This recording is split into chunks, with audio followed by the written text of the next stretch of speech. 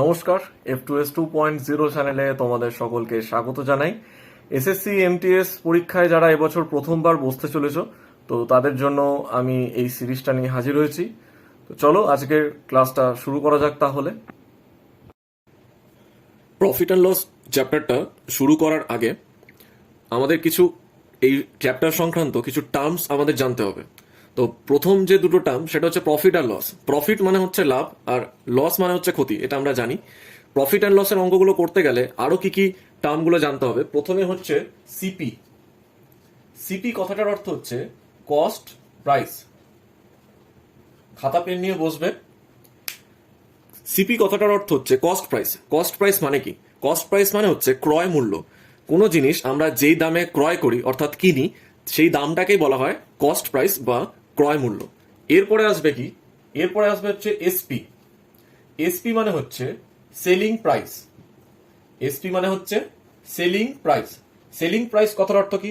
Selling price মানে হচ্ছে বিক্রয় মূল্য। যেই দামে আমরা কোনো জিনিস কোনো দ্রব্য বিক্রি করি তাকে বলা হচ্ছে কি? Selling price. আর একটা টার্ম আমরা পাবো এই অঙ্কগুলো করতে গেলে, সেটা হচ্ছে এমপি অর্থাৎ মার্কড প্রাইস। MARKED, মার্কড আর প্রাইস। এই মার্ক প্রাইস কথাটার অর্থ কি?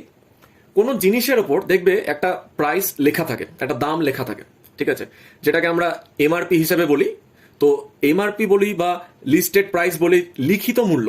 যে জিনিসের ওপর যে দামটা লেখা থাকে বা প্রিন্ট করা থাকে তাকে বলা হয় মার্কড প্রাইস। এবার এই যে মার্ক প্রাইস কথাটা লেখা রয়েছে, এই মার্ক প্রাইসটা কোনো কোনো অঙ্কে মার্ক প্রাইস হিসেবে থাকে, কোনো কোনো অঙ্কে লিস্টেড প্রাইস হিসেবে থাকে, কোনো কোনো অঙ্কে প্রিন্টেড প্রাইস হিসেবে থাকে। তো এই তিনটে term, cost price, selling price আর মার্ক প্রাইস, এই তিনটে টার্ম কিন্তু ভালো করে জানতে হবে এই প্রফিট অ্যান্ড লসের অঙ্ক করার ক্ষেত্রে, ঠিক আছে। আরো একটা টার্মের সাথে আমরা পরিচিতি হব, সেটা হচ্ছে ডিসকাউন্ট। ডিসকাউন্ট কথার অর্থ কি? ডিসকাউন্ট কথার অর্থ হচ্ছে ছাড়। কোনো দ্রব্যের উপর কত টাকা ছাড় দেওয়া হয় সেটা হচ্ছে ডিসকাউন্ট। আর এই ডিসকাউন্ট কিসের উপর দেওয়া হয়? এই ডিসকাউন্টটা দেওয়া হবে মার্ক প্রাইস বা এমপি কথাটা যেটা লিখেছি তার উপরে। এই মার্ক প্রাইসের উপরে কিন্তু ডিসকাউন্ট দেওয়া হয়, ঠিক আছে। অঙ্ক যখন করব তখন আমরা দেখব এই মার্ক প্রাইসটা স্থির হয় কিভাবে সেটা আগে জানি। কোনো একটা দ্রব্য আমরা ক্রয় করতে পারি অথবা তৈরি করতে পারি। কোনো একটা দ্রব্য কি করতে পারি? আমরা ক্রয় করতে পারি অথবা তৈরি করতে পারি।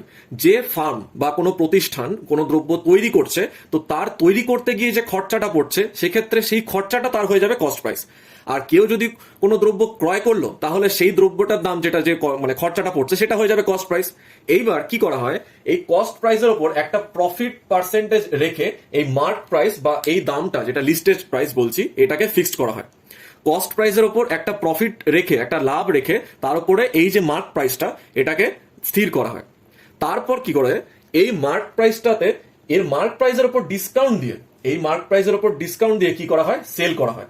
মানে ফার্স্টে কস্ট প্রাইস হচ্ছে, কস্ট প্রাইসের উপরে দ্রব্যটার মার্ক প্রাইস অর্থাৎ লিখিত মূল্য স্থির করা হচ্ছে, এবং তারপরে সেই দ্রব্যটা একটা ডিসকাউন্ট দিয়ে বিক্রি করা হচ্ছে। আমরা দোকানে জিনিস কিনতে গেলে আমরা দেখি যে এত পার্সেন্টেজ ডিসকাউন্ট, এত পার্সেন্টেজ ছাড় দিচ্ছে, এরকম আমরা দেখি। কিন্তু ওই ছাড়টা দেওয়ার পরেও কিন্তু যে বিক্রেতা বা যে দ্রব্যটা তৈরি করছে তার কিন্তু একটা প্রফিট মার্জিনে থাকে, ঠিক আছে। সেই মার্জিনটা কি হিসাবে হয়? কত টাকা তার কিনতে লেগেছে জিনিসটা, বা কত টাকাটা দামটা মানে জিনিসটা তৈরি করতে রেখেছে, তার উপরে প্রফিটটা রেখে মার্ক প্রাইস স্থির হয়, এবং তার উপর ডিসকাউন্ট দিয়ে সেলিং প্রাইসটা ফিক্সড করা হয় যে কত দামে বিক্রি করা হবে। এই হচ্ছে কস্ট প্রাইস, মার্ক প্রাইস আর সেল প্রাইস, অর্থাৎ ক্রয় মূল্য, লিখিত মূল্য আর বিক্রয় মূল্যের মধ্যে সম্পর্ক। এই বেসিক কনসেপ্টগুলো একটুখানি ক্লিয়ার থাকতে হবে এই প্রফিট অ্যান্ড লসের চ্যাপ্টার করতে গেলে। তোমরা ভিডিওটা পজ করে এই জিনিসগুলো একটু লিখে নেবে, ঠিক আছে। আমি এগুলো মুছে দিচ্ছি। এরপর যেটা জানবো যে কখন প্রফিট হয় আর কখন লস হয়। তো প্রফিট কখন হবে? প্রফিট হবে তখনই যখন সেলিং প্রাইসটা বড় থাকবে আর কস্ট প্রাইসটা হবে ছোট। অর্থাৎ কোনো একটা দ্রব্য আমি যত দাম দিয়ে কিনলাম বা যত দাম দিয়ে তৈরি করলাম, তার চেয়ে বেশি দামে যদি বিক্রি করি তবে আমার প্রফিট হবে। আর অন্যদিকে লস কখন হবে? লস হবে যখন ক্রয় মূল্যটা অর্থাৎ কস্ট প্রাইসটা বড় হবে আর সেলিং প্রাইসটা ছোট হবে। অর্থাৎ আমি যেই দামে জিনিসটা ক্রয় করেছি সেটা বেশি, অর্থাৎ কিনেছি বেশি দামে বা তৈরি করতে আমার বেশি খরচা হয়েছে, কিন্তু বিক্রি করছি সেটা কম দামে, তো তখন কি হয়ে যাবে? লস। এইবার প্রফিট কিংবা লস পার্সেন্টেজে যখন আমি বের করব, সেটা সব সময় কস্ট প্রাইসের উপর বের হয়। প্রফিট কিংবা লস পার্সেন্টেজ যখন বের করব, তখন সেটা সবসময় ক্রয় মূল্যের উপরই বের করা হয়, যদি না অঙ্কে বলা থাকে যে কোনো অঙ্কে যে বিক্রয়ের উপর বা বিক্রয় মূল্যের উপর প্রফিট পার্সেন্টেজ বা লস পার্সেন্টেজটা বের করতে হবে। তো সচরাচর ক্রয় মূল্যের উপরই প্রফিট বা লস পার্সেন্টেজটা বের করা হয়। তো প্রফিট বা লস পার্সেন্টেজ অর্থাৎ শতকরা কত লাভ হয়েছে বা শতকরা কত ক্ষতি হয়েছে, সেটা আমরা কি করে বের করি?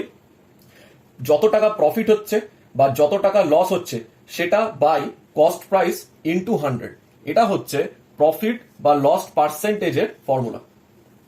ঠিক আছে, প্রফিট বা লস পার্সেন্টেজের ফর্মুলা কি?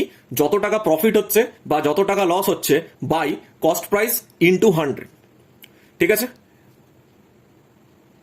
এবার আমরা কিছু বেসিক ফর্মুলা দেখে নেব যেগুলো জানতে হবে প্রফিট অ্যান্ড লসের অঙ্ক করতে গেলে। প্রথমে ধরো আমাদের প্রফিট পার্সেন্টেজ দেওয়া আছে, আর বলে দেওয়া আছে ধরো কস্ট প্রাইস। ঠিক আছে, প্রফিট পার্সেন্টেজ বলে দিয়েছে আর বলে দিয়েছে কস্ট প্রাইস। তো সেলিং প্রাইস বের করতে বলেছে, তো কিভাবে বের করবে? Cost price into 100 plus profit percentage by 100, এটা হচ্ছে সেলিং প্রাইস বের করার ফর্মুলা বা সেল প্রাইস বের করার ফর্মুলা। কখন? যখন প্রফিট পার্সেন্টেজ আর কস্ট প্রাইস অর্থাৎ ক্রয় মূল্য দেওয়া থাকবে আর লাভের হার বলে দেওয়া থাকবে, এবং বিক্রয় মূল্য বা সেলিং প্রাইস বের করতে বলবে, সেটার ফর্মুলা হচ্ছে কি? Cost price into 100 plus profit percentage by 100। একইভাবে যখন লস পার্সেন্টেজ বলে দেবে এবং কস্ট প্রাইস বলা থাকবে, তখন সেলিং প্রাইস বের করার ফর্মুলা কি? কস্ট প্রাইস ইনটু, আগের বারে প্রফিট পার্সেন্টেজ ছিল যোগ করেছিলাম, এখানে মাইনাস করব যেহেতু লস পার্সেন্টেজ বলেছে, ডিভাইডেড বাই 100। বোঝা গেল? লস পার্সেন্টেজ যখন বলা থাকবে আর কস্ট প্রাইস দিয়ে থাকবে, তখন সেলিং প্রাইস কিভাবে বের করব? Cost price into 100 minus loss percentage by হচ্ছে 100। এটা হচ্ছে প্রফিট পার্সেন্টেজ বা লস পার্সেন্টেজ দেওয়া থাকবে এবং বলে দেওয়া থাকবে যে কোনো জিনিসের ক্রয় মূল্য কত, তো সেলিং প্রাইস বের করতে হয় এইভাবে। ঠিক আছে, একইভাবে যখন প্রফিট পার্সেন্টেজ বলা থাকবে আর সেল প্রাইস দেওয়া থাকবে অর্থাৎ বিক্রয় মূল্য, কি বের করতে বলছে? Cost price. তখন ফর্মুলাটা কি হয়ে যাবে? এসপি ইনটু 100টা উপরে চলে যাচ্ছে, দুটোর মধ্যে ট্যালি করে দেখো, মিলিয়ে দেখো, যখন সেল প্রাইস বের করছি তখন 100-এর ভ্যালুটা নিচে থাকছে, আর যখন কস্ট প্রাইস বের করছি তখন 100টা উপরে চলে যাচ্ছে, আর 100 প্লাস প্রফিট পার্সেন্টেজ সেটা নিচে চলে আসছে। একইভাবে যখন সেল প্রাইস বের করছি তখন কিন্তু 100 নিচে রয়েছে, আর 100 থেকে মাইনাস যে লস পার্সেন্টেজটা হয়েছে সেটা উপরে ভ্যালুটা বসেছে। যখন ক্রয় মূল্য বের করছি তখন এটা উল্টে যাচ্ছে, selling price into 100 by 100 minus loss percentage হচ্ছে। এইগুলো হচ্ছে বেসিক কিছু ফর্মুলা যেটা জেনে রাখা দরকার প্রফিট অ্যান্ড লসের অঙ্ক করার জন্য। ঠিক আছে, এগুলো তোমরা খাতাতে লিখে নাও। এবার আমি সরাসরি অঙ্কে চলে যাচ্ছি। প্রথম অঙ্কটাতে বলেছে, if I gain 120% by selling an item for rupees 1232, then what would be my gain or loss percentage if I sell it for rupees 572। মানে কি বলতে চাইছে? কোনো একটা দ্রব্য 1232 টাকাতে বিক্রি করে আমার লাভ হচ্ছে 124%। ঠিক আছে, এবার সেই দ্রব্যটা যদি আমি 572 টাকায় বিক্রি করি, তাহলে আমার কত পার্সেন্টেজ লাভ বা ক্ষতি হবে? কি কি দেওয়া আছে? গেন অর্থাৎ প্রফিট পার্সেন্টেজ দেওয়া আছে 124%। আর কি দিয়েছে? সেল প্রাইস কত দিয়েছে? 1232। তা আমি এখান থেকে প্রথমে কি বের করব? জিনিসটার ক্রয় মূল্য বের করব, যে কস্ট প্রাইস কত। তো লাভের পার্সেন্টেজ অর্থাৎ শতকরা লাভের হার দিয়ে রেখেছে আর বিক্রয় মূল্য দিয়ে রেখেছে। তো ফর্মুলাটা কি? এসপি ইনটু 100টা উপরে থাকবে, নিচে হবে কি 100 প্লাস প্রফিট পার্সেন্টেজ, একটু আগে লেখা করালাম। তো এসপি হচ্ছে কত? 1232 ইন্টু 100 প্লাস 100-র সাথে যদি 124 যোগ করি তাহলে আমার কত হয়ে যাবে? 224। কি তাই তো? এটা কাটাকুটি করলে কত হবে? 224-কে প্রথমে 4 দিয়ে কাটছি, 4 5 20 আর 2 মানে 4 6 24।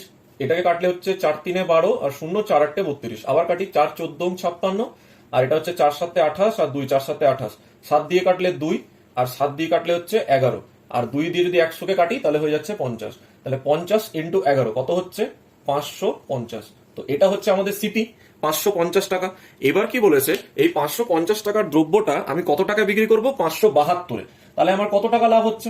572 থেকে 550 যদি আমি মাইনাস করে নিই তাহলে আমার কত থাকছে? 2 আর দিকে হচ্ছে 2, 22 টাকা। তাহলে 22 টাকা প্রফিট হচ্ছে।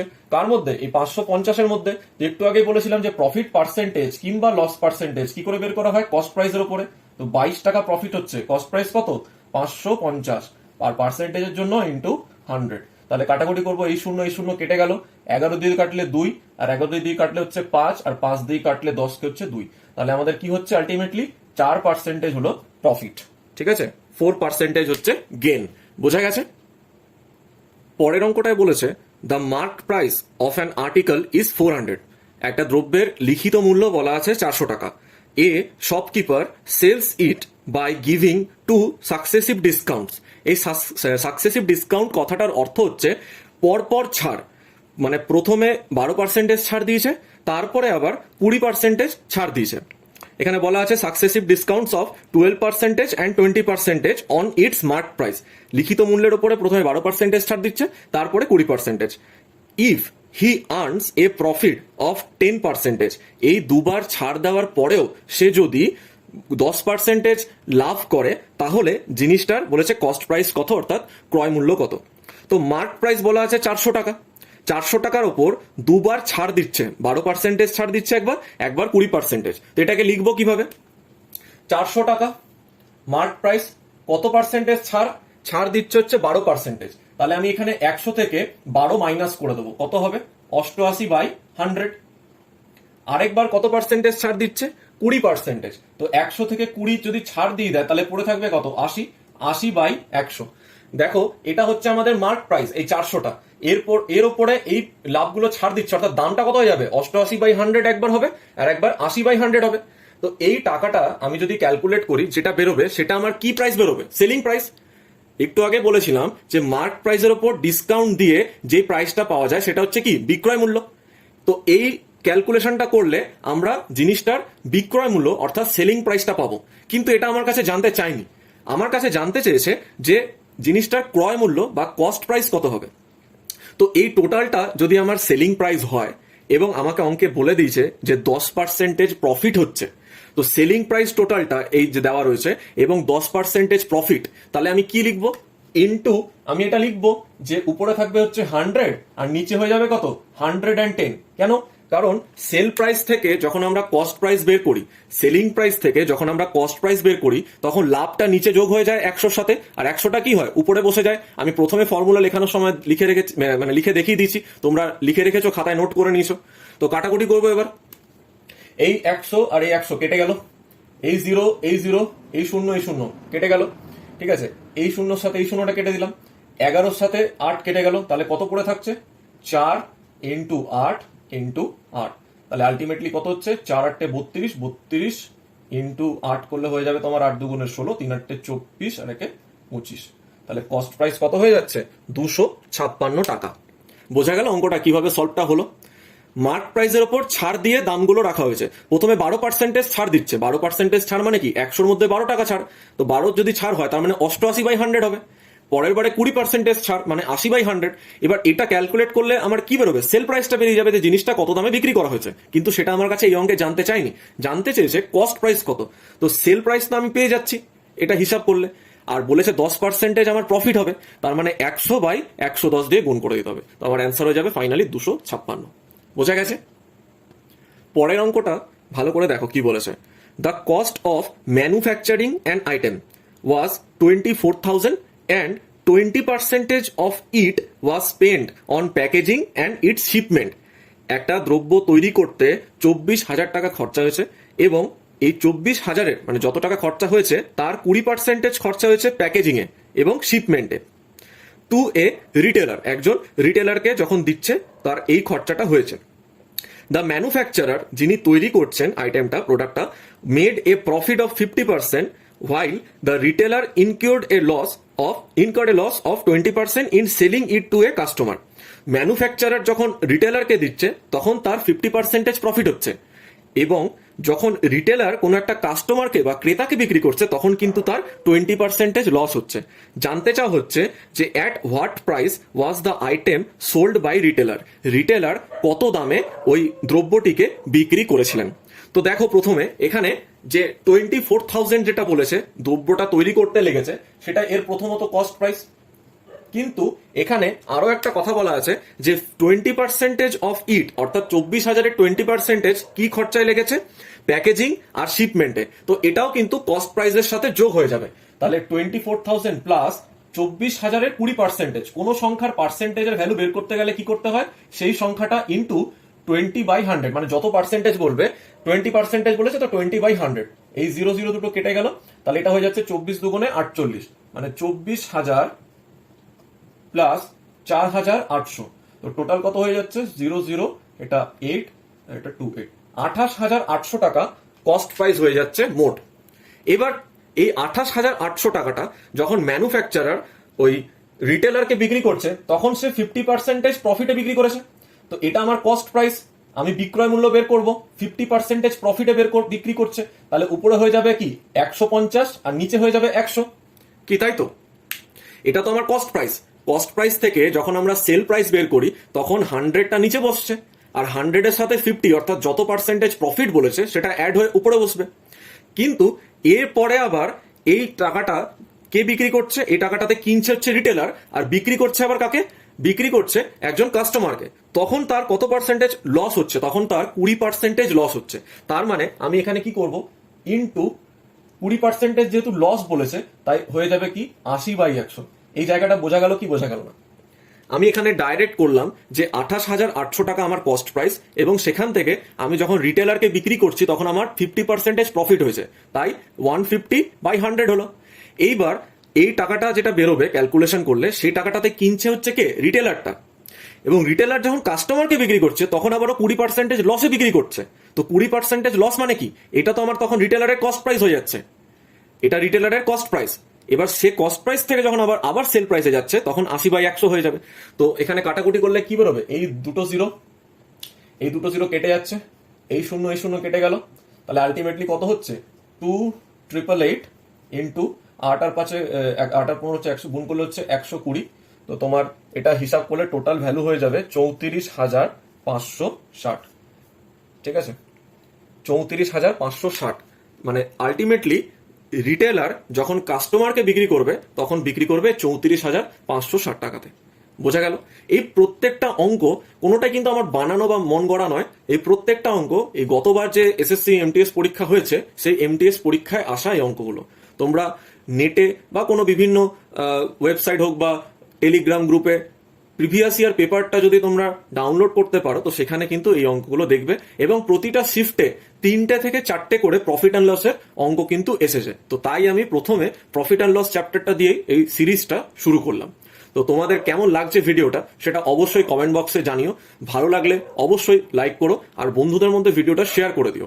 ঠিক আছে, আজকের লাস্ট অঙ্ক বলছে by selling an article for ₹820, 820 টাকায় কোন একটা দ্রব্য বিক্রি করে অভি লসেস 18%, ওর ক্ষতি হয়েছে কত? 18% ক্ষতি হয়েছে।